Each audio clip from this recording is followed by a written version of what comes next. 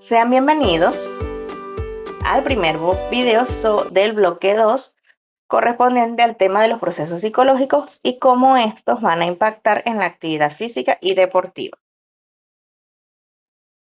Por lo extenso del tema, vamos a dividirlo en 3 videos. Vamos a empezar entonces definiendo lo que es un proceso cognitivo. Entendemos entonces que los procesos cognitivos se centran en la manera en la que procesamos la información. Son funciones mentales que nos permiten conocer, comprender y adaptarnos al mundo que nos rodea. Tienen una naturaleza que se refiere a la adquisición, almacenamiento, transformación y uso del conocimiento. Y los procesos psicológicos son categorías mucho más amplias que abarcan todas las funciones mentales y los aspectos de la experiencia humana. Dentro de los procesos cognitivos, vamos a dividirlos en procesos cognitivos básicos y complejos. Dentro de estos procesos cognitivos básicos tenemos la sensación, que es la recepción de la información a través de los sentidos. Ella se encarga de captar la información a través de la vista, el oído, el olfato, el gusto y el tacto, tanto de estímulos externos como de estímulos internos.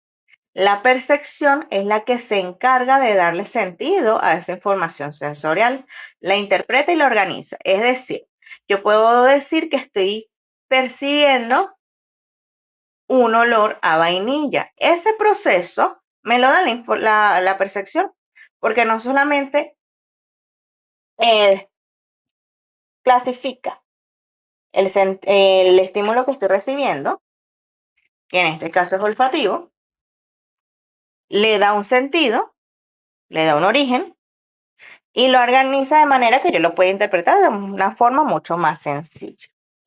Igualmente tenemos la atención, que es la concentración en la información relevante mientras filtramos la demás. Nosotros siempre estamos siendo bombardeados, por así decirlo, de estímulos, tanto estímulos sensoriales externos como internos. La temperatura, los olores, los sabores, si me siento mal, si me siento bien, si tengo ganas de ir al baño, si me duele una uñita, si estoy incómoda porque me aprieta el pantalón. Todo eso nosotros lo filtramos y nos concentramos en aquello que se necesita, porque todo esto está pasando al mismo tiempo que yo tengo que estar pendiente qué autobús va a pasar para poder montarme y llegar a mi destino, por ejemplo. Si yo me concentro en que me aprieta el pantalón, probablemente no me voy a dar cuenta que ya pasó mi autobús. Entonces, la atención es un proceso sumamente básico. De hecho, cuando muchas veces las personas hablan de que no, tengo mala memoria, no, es que no recuerdo casi nada. No tienes un problema de memoria, tienes un problema de atención. Tienes una dificultad allí. Porque de hecho, esto por supuesto va acompañado de estructuras neurológicas, de estructuras netamente fisiológicas y anatómicas que facilitan este proceso. Por ejemplo, para nosotros poder escuchar tenemos que tener un oído, tenemos que tener una estructura anatómica de ese oído, se tiene que conectar a nuestro lóbulo temporal y occipital para poder manejar esa información auditiva. Entonces, ven, imagínense en todo ese proceso que sucede. Entonces, ¿qué hacemos con la atención? Prestamos Nos concentramos, perdón, en el estímulo que necesitamos concentrarnos y así que esa información pase a la memoria. La memoria se describe en 3 etapas principales. Tenemos la codificación o registro de la información, donde ocurre la entrada de la información. Acá la información viene del mundo exterior, se transforma en un formato que nuestro sistema nervioso puede procesar y almacenar. Es como escribir la información en un lenguaje que nuestro cerebro entiende. Llega a través de los sentidos, siendo que la atención, como les comenté antes, juega un papel crucial. Donde nos vamos a fijar es nuestra atención, eso es lo que se va a codificar. ¿Bien? Entonces, esta codificación puede ser visual, es decir, lo que vemos en imágenes, palabras escritas, acústica, con los oídos, sonidos, palabras habladas. Codificación semántica, es decir, procesamos el significado de la información, lo relacionamos con conocimientos previos y le damos un sentido, porque por ejemplo, yo puedo escuchar a una persona hablar en francés, pero si yo no sé francés, esa información no se va a codificar porque está un lenguaje ajeno al mío y un lenguaje que por supuesto mi cerebro no reconoce y no sabe, no va a saber con qué relacionarlo para que quede en la memoria. Tenemos la codificación táctil, olfativa y gustativa, que es la que recibimos a través de estos tres sentidos sensoriales. Por ejemplo, si yo escucho cómo suena un instrumento y me dicen el nombre de ese instrumento y le presto atención porque es algo que me atrae, es algo que me interesa, entonces ese sonido, pareado con el nombre, se va a guardar en mi cerebro. La próxima vez que yo escuche este sonido, inmediatamente voy a recuperar la información que viene siendo el nombre de ese instrumento en específico.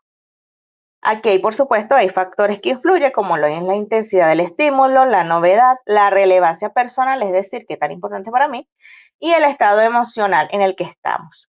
Por ejemplo, un evento emocionalmente significativo se codifica con mayor facilidad. Es por eso que los traumas tienden a recordarse de una manera casi que muy detallada. De hecho, si ven intensamente, allí da un ejemplo del por qué las memorias con un tono de tristeza son más fáciles de guardar y de preservar. Por cierto, esa película es genial. Explica de una manera muy didáctica lo que ocurre en nuestro cerebro. Muy bien, tenemos un segundo punto que es el almacenamiento, que es el guardado de la información. En estos sistemas de almacenamiento tenemos tres principales: la memoria sensorial, que es bastante breve, es muy fugaz, se describe como una fotografía o eco de lo que percibimos. Si no se presta atención, se desvanece rápidamente. Por ejemplo, escuché a alguien gritar, pero como no le presté atención, no va a pasar a la memoria de trabajo, ¿ok? La memoria a corto plazo o memoria de trabajo, que es el nombre actual, es un almacenamiento que es limitado. Muy bien. Alrededor de 7 elementos durante 20-30 segundos sin repaso. Por ejemplo, tengo que comprar champú. Si yo eso no lo repaso, probablemente no me acuerde mañana que tengo que comprar el champú. La memoria de trabajo es más, por supuesto, que un simple almacén, es activo y permite manipular y utilizar la información para tareas inmediatas. Ir a comprar el champú, por ejemplo. La memoria a largo plazo es más permanente, tiene una gran capacidad y se guarda todo el conocimiento sobre el mundo, las experiencias pasadas y las habilidades que hemos aprendido o que hemos desarrollado. Dentro de este proceso tenemos unos procesos claves, que es la consolidación, es decir, el proceso en el que la información de la memoria de trabajo se transfiere a la memoria a largo plazo y se vuelve más estable. Esto sucede cuando lo repetimos una y otra vez o lo elaboramos, es decir, que le damos un significado propio. Por eso es que, por ejemplo, cuando estudiamos, es recomendado estudiar el contenido y comprenderlo para que quede en nuestro cerebro. Si yo simplemente lo leo y lo leo y lo leo, lo leo, lo leo, lo leo, lo leo, lo aprendo de esa manera, lo voy a utilizar en el examen y ya después se me va a olvidar. Y lo que es la consolidación, la organización, que es la forma en la que la información en la memoria a largo plazo se va organizando para su posterior recuperación, es decir, por categorías y asociaciones. Por ejemplo, ¿cuál es lo que tienen en común Francia y España? Uno puede decir, bueno, son países. Otro puede decir, son países del continente europeo. ¿Hay una relación allí? Bueno, hay dos relaciones. Ya allí entonces yo puedo parear esa información y decir, bueno, están dentro de los países del continente europeo. Y se me va a hacer mucho más fácil recordarlo porque cuando yo recuerde o evoque los países del continente europeo, España y Francia probablemente van a estar dentro de esa lista. Que aquí es donde está la recuperación. El proceso de recuperación es a través de un recuerdo. Traemos conscientemente a la mente información especificada. ¿Qué cené ayer? ¿A qué hora me acosté? ¿Qué fue lo que yo hice ayer? El reconocimiento implica identificar información que ya hemos encontrado antes. Y las claves de recuperación son pistas o señales que nos ayudan a acceder a esta información. Puede ser un sentimiento o un pensamiento, ya estos son claves internas, o externas, que puede ser una pregunta, un lugar o una persona. La forma en la que se codifica y almacena la información va a ser un factor importante en su evocación.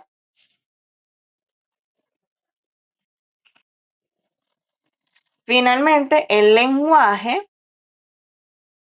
que es un componente del proceso, puede ser tanto un componente entre los procesos cognitivos básicos como complejos.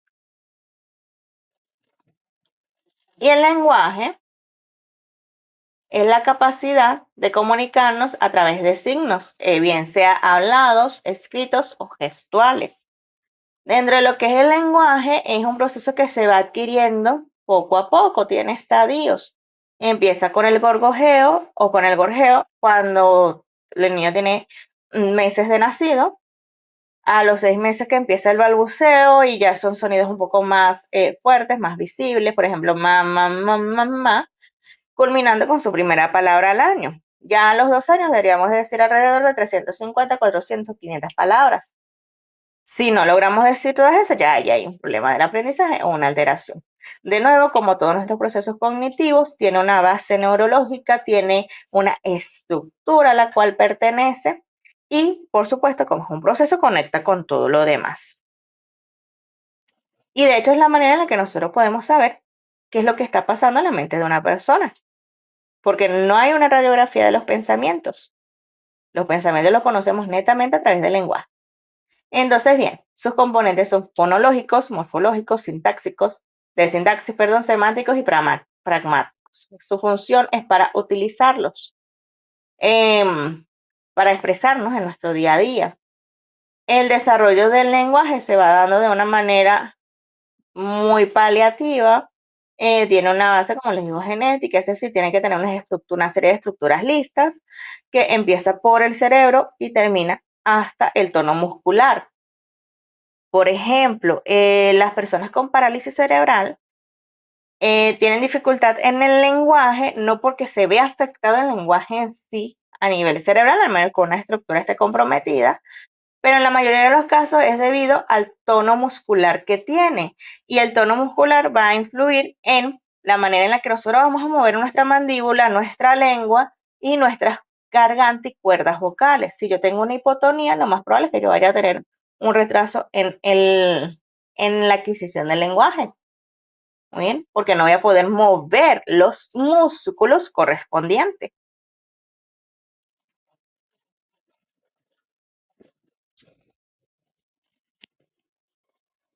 Dentro de los procesos complejos tenemos el pensamiento, que el pensamiento tiene,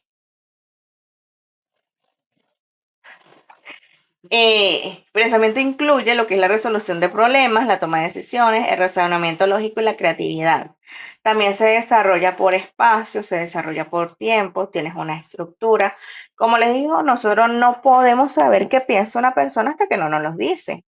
No se ve a nivel de radiografía o a través de cualquier otro tipo de imagen. Imagínense el pensamiento como un gavetero enorme con 1 millón de gavetas. En cada gaveta hay una imagen y esa imagen se relaciona a un sonido y esa imagen se relaciona a una situación en específica y el razonamiento es lo que nos da la facultad para comprenderlo y sacar una conclusión. Por ejemplo, si yo pienso en países, dentro de la categoría de pensamientos, pero de repente me viene a la mente Venezuela, ¿ok? Y de repente me conecta a nivel emocional y me dice, bueno, hay una situación fuerte en Venezuela a nivel económico, inmediatamente me va a dar el resultado y voy a generar una postura acerca de esa situación. Así es como se da ese proceso de pensamiento. El pensamiento está influido por nuestros procesos emocionales, por lo tanto, probablemente mis pensamientos sean negativos si tengo una salud mental un poco decaída. ¿Ok?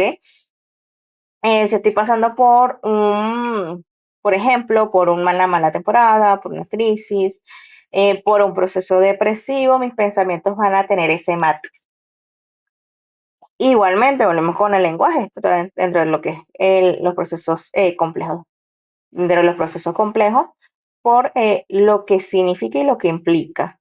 Tenemos entonces la inteligencia. Fíjense que la inteligencia es la capacidad general para entender, aprender y aplicar el conocimiento para resolver problemas. Actualmente la inteligencia no se considera como que solamente esa persona que saca puros 20 o que tiene excelente memoria, no, eso es que tiene una muy buena memoria y una buena capacidad de atención. Pero si yo tengo un conocimiento y no hago nada con ese conocimiento, probablemente mi inteligencia no está al 100%. De igual manera, tenemos una inteligencia, una capacidad que puede estar acorde a la media, que es la que tenemos la mayoría de las personas, puede estar un poquito por debajo y puede estar por encima. De repente no soy muy buena en matemáticas, pero resulta que soy excelente resolviendo cualquier tipo de conflictos. Hay una inteligencia.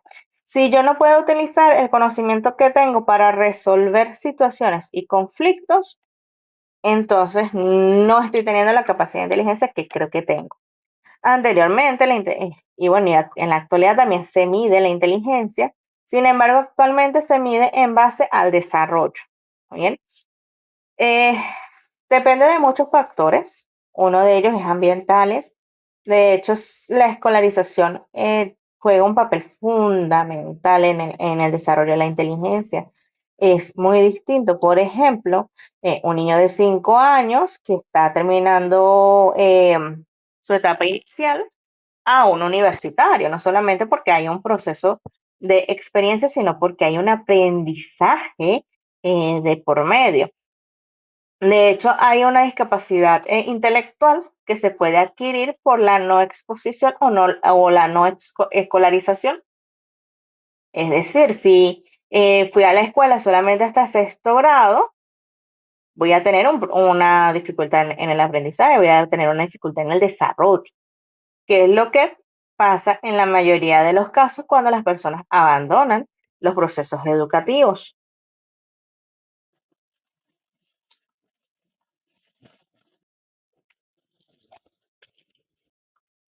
Tenemos entonces la creatividad, que es un componente general, es una habilidad que nosotros podemos desarrollar.